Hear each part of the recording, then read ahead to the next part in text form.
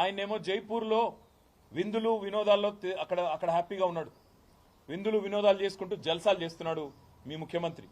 ఇక్కడేమో కేవలం తమ భూమి ప్రభుత్వం డిమాండ్ చేసిన విధంగా మేము ఇయ్యము అని చెప్పిన పాపానికి గిరిజన రైతులు జైళ్లలో ఉన్నారు, ఈ రకంగా చచ్చిపోయే పరిస్థితిలో ఉన్నారు. ఇది మంచిదా? రాహుల్ గాంధీ చెప్పాలని కోరుతా ఉన్నాం. నీకు నిజంగానే హృదయం ఉంటే వెంటనే నీ ముఖ్యమంత్రికి ఫోన్ చేయి, చెప్పు, ముందు కేసులు వాపసు తీసుకో, వాళ్ళని వెంటనే జైల్లోకి వెళ్ళి ఇడిచిపెట్టు, వాళ్ళ ఇంటికి పోని వాళ్ళ కుటుంబ సభ్యులను, వాళ్ళ ఆరోగ్య పరిస్థితి ఎట్లాగో మీ ప్రభుత్వం పట్టించుకోదు, అవసరమైతే మేం చూసుకుంటాం, ప్రైవేట్ ఆసుపత్రుల్లో పెట్టి వాళ్ళకి మంచి వైద్యం చేయించి వాళ్ళ ప్రాణాలు కాపాడుకునే ప్రయత్నం చేస్తాం. ఇది మంచిది కాదు.